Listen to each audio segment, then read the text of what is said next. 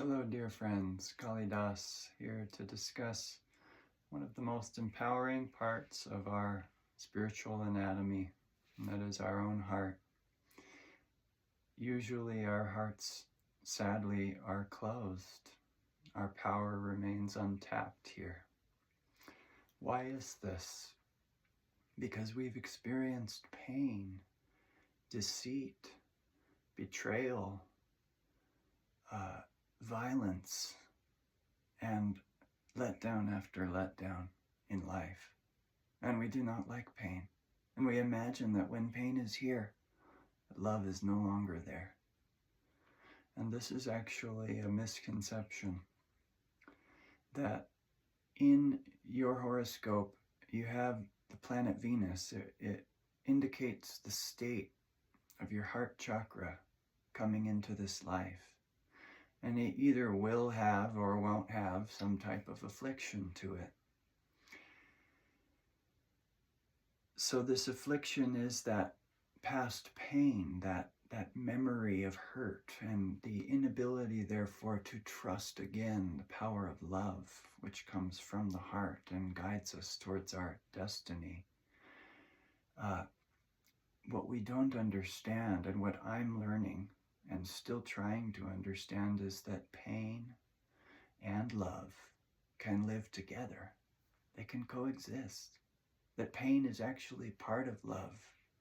Understanding how pain serves us in liberating us from our small selfish interests, which create the pain. And when we realize that we can't have everything we want in this world, we either revert to that memory of pain and reinforce the closure of the heart, or we choose a different approach. And this love, choosing to love, it dissolves the egoic attachment to something of this world. Now think about how you feel today and really watch your heart. Feel it. Don't be afraid of the pain there. It's the only way to get to the love, is to not fear that pain. It's there. You have memories of a lot of very difficult experiences, just like I do. And you have fears of possibilities of more pain and disruption of your life. So that's going to happen. What do we do with the inevitable? We face it with love. This is how we ascend as yogis, as free souls, is to no longer fear what life has in store for us, which is a great deal of pain. Look at the life of any great soul who's lived on this earth, and search through it and you'll see many, many pains. But their response was to love. And that is the sign that one has risen above the ego, that its memories of pain and its future projections of worry about more pain have subsided because they've realized the power of the heart chakra. And if that opens, we will feel free and happy. And if pain comes, we may feel tempted again to close the heart. Very human thing. It's our likes and our dislikes. When we don't like something, we don't want to experience it anymore, so we close to it. But the likes and the dislikes, those are of the ego, of the moon in astrology, of the medulla, where the moon is centered. And love is coming from your heart. It's meant to flow freely through your brain to your spiritual eye and empower you with guidance and intuition. Most people's are shut down because of the closure of the heart and the fear of pain. But if we no longer fear pain, and there's only one way to do this, to experience it, to live your life with your heart open, and to trust that you will not be taken advantage of. If it appears that way, it's just to balance some karmic background that you don't understand. But if you trust in the power of love, to lubricate every karmic burden that you must grind through in your life, then you'll see your soul once again, and it's here. Some people say the mind is the repository of all power, only when this is open. If this is all strong and empowered with knowledge, you'll think that you know the answer.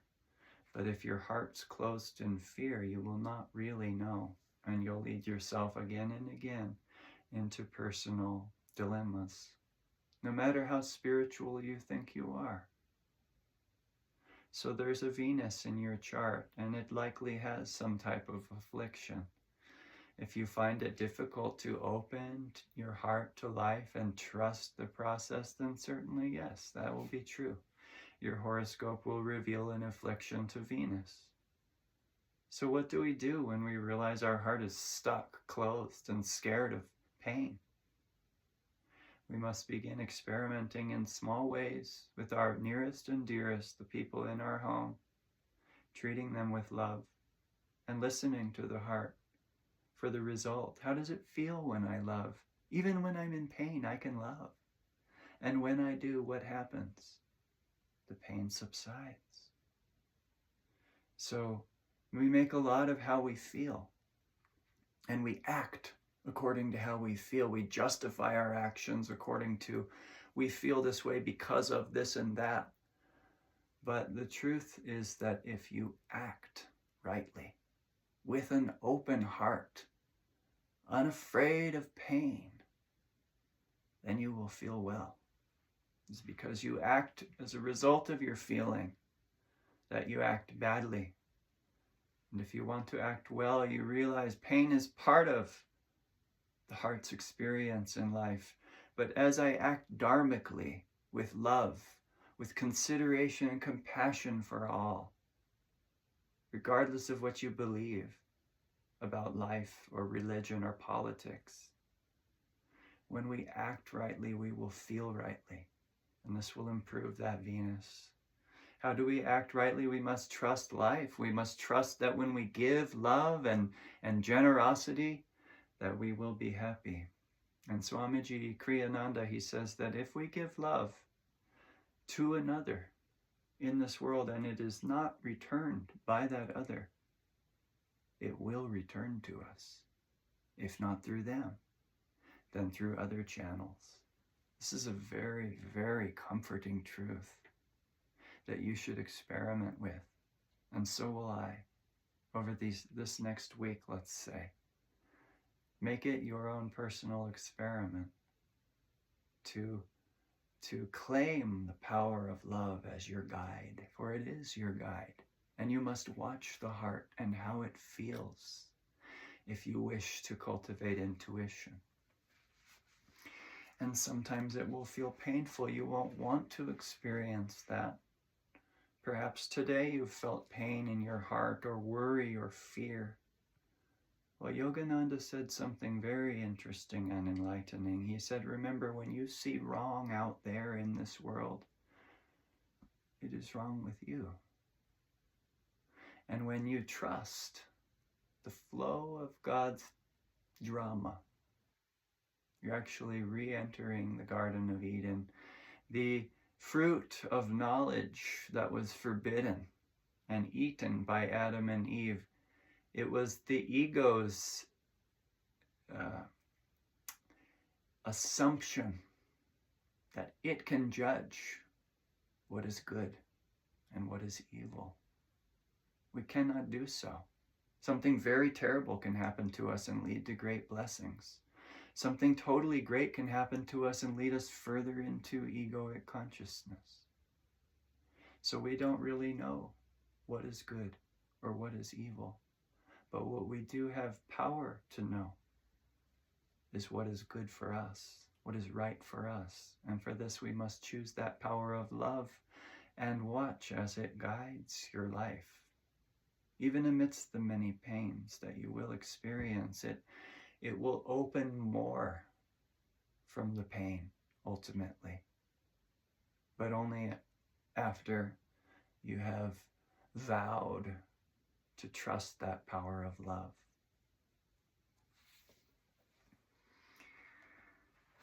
So pain and joy can coexist. And has anyone ever hurt you in your life? And have you ever turned away from them and chosen not to love them as a result? Of course, this is a human experience. I have done this too. But if God turned away from us when we did not love him, the universe wouldn't exist. So remember that if you want to love as God loves, you must not turn away from those beings in your life when they behave unlovingly towards you. You love them. That's the pathway to Christhood, to Buddhahood, to enlightened self-realization. And let's take that path together today by choosing love right now with those right within our home, those beings we must practice with in our life. And we will be better able when we enter this world at large to love all of God's manifestations, of which there is nothing in existence that isn't him. As a beautiful story put it, there was a saint on a pilgrimage, and he was walking into a place called Dehradun, and Dehradun was being invaded by the Chinese, and they were killing yogis. They were killing anyone who wouldn't renounce the search for God. And this sadhu walked into the town, and there was a group of fleeing yogis, and as they fled, they said, "You must flee with us or you will be killed in this village." And the sadhu was unafraid. He was unafraid of pain. He had a mission to love. And when an attacker seized him from behind and drove a knife into his back, he turned to his attacker as he lay there dying, and he said, "You too are he." And it changed this man's life. He never committed an act of violence after that. This was his mission, the saint's mission of love. He didn't even care if he lost his own life. You see how love frees you to live as an immortal. It's exemplified beautifully in this story, but in your own life, you will have many opportunities for self-sacrifice, to die to the power of love, even as Christ demonstrated. He loved humanity so that he didn't retaliate when they chose to take his life. Instead, he said, "Forgive them." This is our path. This is our guide. It's right in our heart, but we must first realize pain and love can coexist. So nothing is wrong when we're feeling pain. We can rise above it and become freed in this moment by the declaration that we're made of love, guided by love, and headed home to divine eternal love. Jai Ma.